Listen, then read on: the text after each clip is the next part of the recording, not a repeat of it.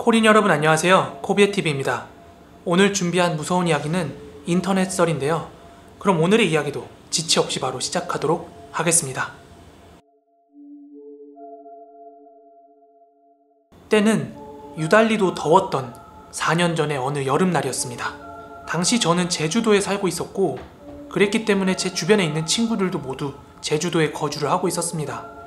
저와 제 친구들은 며칠 동안 이어진 무더운 폭염에 한 친구네 집에서 죽치고 드러누워 있는 게 저희의 일상이었습니다. 이 친구는 전기세 생각 안 하고 에어컨을 펑펑 틀어놓고 생활을 했기 때문인데요. 그렇게 각자 누구는 컴퓨터 게임을 하고 있고 누구는 스마트폰을 하고 있고 이런 와중에 한 친구가 바닷가에 가자고 얘기를 하더라고요. 저희는 며칠째 친구네 집에서 방콕을 하면서 영화를 보고 게임을 하는데 질려가지고 그렇게 하자고 흔쾌히 수락을 했습니다. 여러분들 아시다시피 제주도는 사방이 바다로 둘러싸여 있어요. 그래서 저와 제 친구들은 대충 옷을 걸쳐 입고 버스를 타고 제주도에 있는 함덕해수욕장이라는 곳으로 놀러를 갑니다. 저희는 주변에 있는 편의점에 들려서 소주랑 맥주 그리고 과자거리를 좀 사가지고 술 마실 장소를 찾아다니고 있었어요. 저를 포함해서 친구들은 남자 5명이었기 때문에 평소 같았으면 그냥 편의점 앞에서 노가리 까면서 한 잔 두 잔 하고 말았을 텐데 그날따라서 파도 소리가 너무 시원한 거예요. 그리고 그때는 물도 적당히 빠져있던 터라 모래사장 위에서 다같이 둘러앉아서 술을 먹기로 합니다. 날은 더웠지만 시원한 파도 소리가 들려오고 선선하게 바람이 불어오니까 썩 기분이 나쁘지 않더라고요.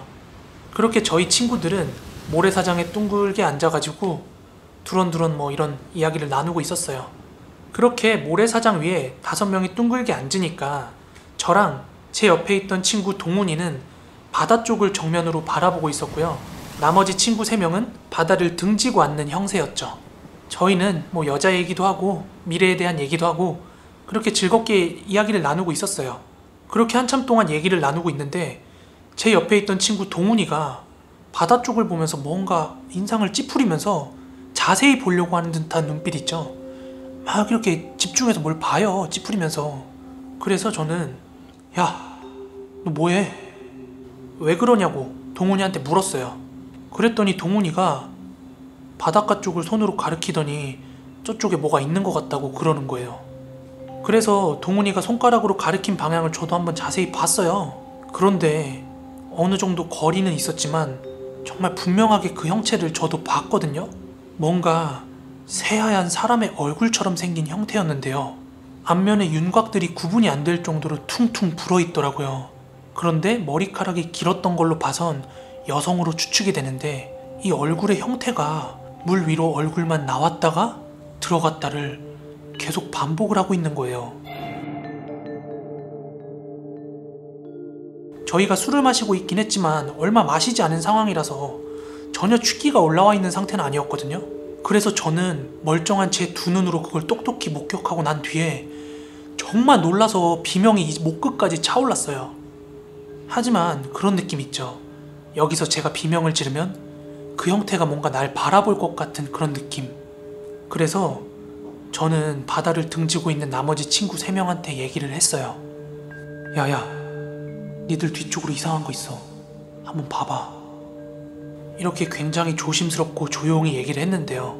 나머지 친구들이 동시에 뒤를 돌아서 바다 쪽을 봤는데 보이긴 뭐가 보이냐고 그러는 거예요. 되려 저희 보고 시시한 장난을 친다고 역장난을 치더라고요.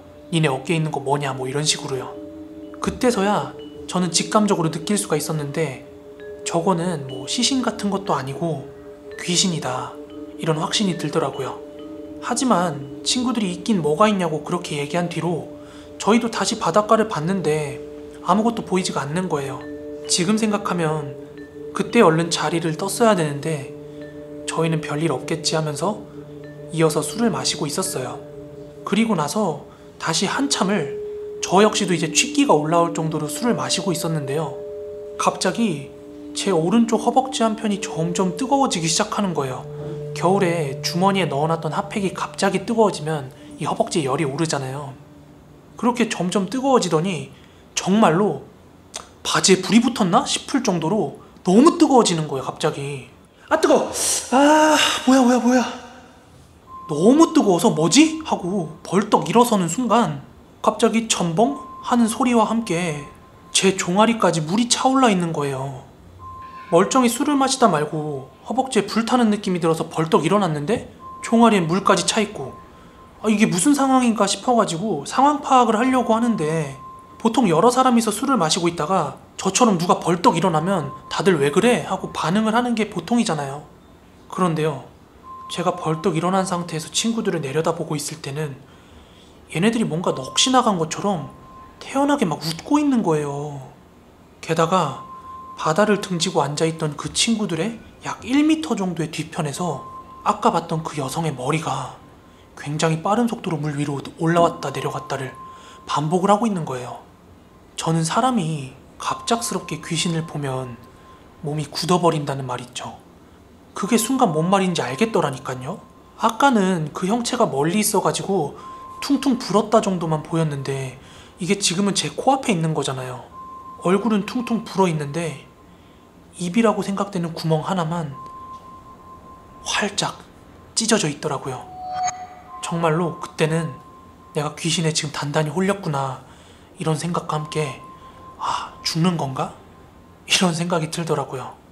그렇게 귀신이라고 생각되는 형체를 보고 제 몸은 굳어 있었는데, 다시 한번 제 허벅지 쪽이 너무 뜨거워오기 시작하는 거예요. 그렇게 정신이 번뜩 돌아오더라고요.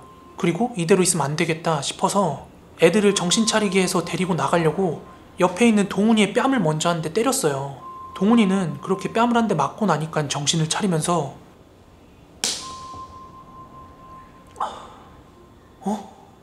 야, 이거 어떻게 된 거야? 야, 이거 뭐야?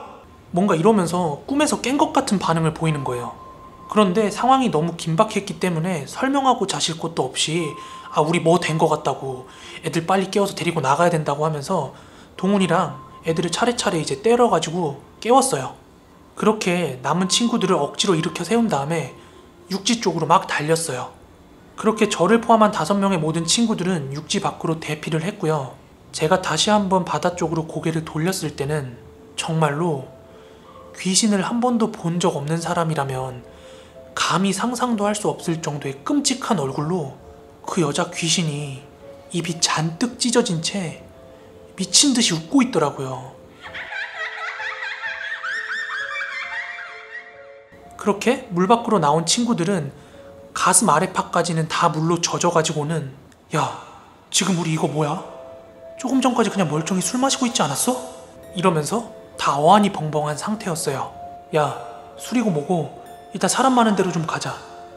그렇게 저희는 말이 끝나기 무섭게 편의점으로 달리기 시작했습니다. 그렇게 남자 5이서 편의점 앞에서 오돌오돌 떨면서 조금 전 있었던 상황을 얘기를 하고 있었는데, 이걸 뭐 경찰에 신고할 것도 아니고 다른 사람한테 말해봤자 믿어줄 것도 아니고, 그래서 다 같이 정리하고 집으로 돌아가는 게 좋겠다고 얘기를 해서 택시를 잡으려고 했는데, 저희가 택시를 타고 집을 가려면 돈을 지불을 해야 되는데, 조금 전에 저희가 물속에 있었기 때문에 주머니에 있던 돈이나 지갑들이 다 젖어 있었기 때문에 그 편의점 앞에서 잠깐 돈을 말리면서 뭐 지갑 같은 걸 정리를 하고 있었어요. 그렇게 저도 젖어 있는 지갑이랑 그 안에 있는 돈, 카드, 소지품 등을 꺼내서 정리를 하고 있는데, 예전에 할머니께서 지어주신 부적이 하나 있었거든요. 제가 지갑 속에 꽁꽁 넣어갖고 다니던 부적이요. 이 부적이 보이질 않는 거예요. 그런데 이 부적은 지갑 구석지에 꽁꽁 숨겨놨던 거라 물에 젖으면 젖었지 빠져가지고 흘러갈 리는 없었거든요. 그런데 그때서야 문득 생각이 나더라고요. 제 허벅지에 불타는 듯한 느낌이 들면서 정신이 바짝 돌아왔던 게 이 부적 때문은 아니었을까 하는 생각이요. 저는 개인적으로 그렇게 믿고 있습니다. 게다가 제가 이 믿음을 확신하게 된 계기가 있었는데요. 그날 친구들이랑 각자 집으로 돌아간 뒤에 저는 젖은 옷을 벗어야 되니까 세탁동 앞에 가서 제 옷을 다 벗었어요. 그런데 제 허벅지 쪽에 제가 접어놨던 부적 사이즈보다 약간 작은 정도로 빨갛게 피멍이 하나 들어있더라고요. 그래서 그런지 그 부적이 절 살렸다는 생각을 지금까지도 지울 수가 없습니다. 아무튼 이 사건 뒤로 저와 제 친구들은 여름 휴가철에 아주 사람이 많을 때가 아니면 굳이 저희끼리 조용한 밤바다를 가는 일은 단 한 번도 없었습니다. 이상 저의 이야기를 마치도록 하겠습니다. 네, 오늘 준비한 무서운 이야기는 여기까지입니다. 여러분 즐거운 주말 보내고 계신가요? 저는 우리 구독자 여러분들을 생각하면서 어떤 이야기가 여러분들을 좀 더 무섭게 할 수 있을까 계속 이야기를 탐색하고 구독자분들의 사연을 들여다보고 있습니다. 오늘도 끝까지 시청해주셔서 너무 감사합니다. 저는 다음에 더 무서운 이야기로 찾아오도록 할게요. 그럼 코린 여러분 남은 주말 잘 보내시고요. 다음 시간에 인사드리겠습니다. 감사합니다.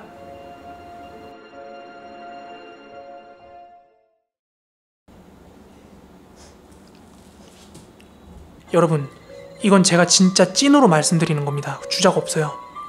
제가 무서운 이야기를 촬영을 하고 있는 이 카메라 있죠? 이거를 제가 충전을 시켜놓고 촬영을 하고 이러는 게 아니라 촬영할 때마다 옆에 있는 컨센트를 꽂아가지고 전력을 무한으로 공급하면서 촬영을 하고 있어요. 그런데 촬영 중에는 제가 이 렌즈를 보고 있으니까 인지를 못하고 있었거든요? 그런데 제가 촬영을 다 끝내고 이 카메라를 끄려고 렌즈를 보는데 배터리 잔량 표시가 있는 거예요. 이거 충전기 꽂아놓으면 배터리 잔량 표시가 안 나오거든요? 그래서 뭔가 이상해서 콘센트를 봤거든요? 여기가 제 컴퓨터 방향이고 이 책상 옆쪽으로 멀티탭이 하나 있어요. 그래서 제가 평소에는 이 아이폰 충전기를 여기다 꽂아놓고 책상에서 충전을 하면서 컴퓨터를 하다가 촬영을 할 때만 이 콘센트를 꽂아서 이 탭을 카메라에 꽂고 촬영을 시작하거든요? 그렇지 않으면 배터리가 돼가지고 카메라가 꺼질 거니까요. 그런데 조금 전에 촬영을 마치고 카메라를 끄려고 하는데 배터리 잔량 표시가 있어서 이 코드를 보니까 뽑혀 있는 거예요. 코드가 이렇게. 분명히 제가 촬영하기 전에 이거 꽂아놓고 촬영을 시작했거든요. 이거 충전기 꽂아놓고.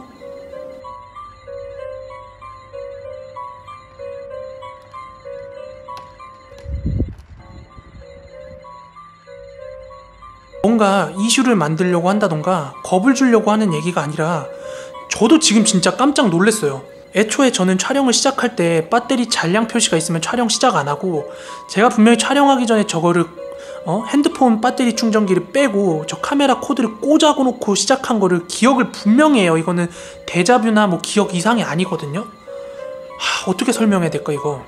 어차피 이 집에서는 이제 약 25일 정도만 살면 비행기가 정상적으로 뜨면 저는 한국으로 갈 거지만 참 희한한 일들이 많네요. 이 집에서 정말로 살면서 느껴보지 못한 그런 일들이 많이 발생하네요. 아무쪼록 뭐 일은 일이니까 영상 편집해서 올리도록 하겠습니다. 오늘 여러분 좋은 밤 되세요. 감사합니다.